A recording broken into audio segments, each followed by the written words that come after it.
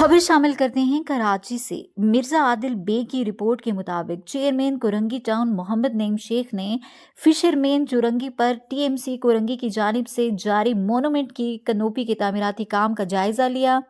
इस मौके पर डायरेक्टर पार्क मोइन जत, पीपल्स यूथ पीएस 95 के सदर वकार लोधी और टीएमसी कोरंगी के अफसरान भी मौजूद थे।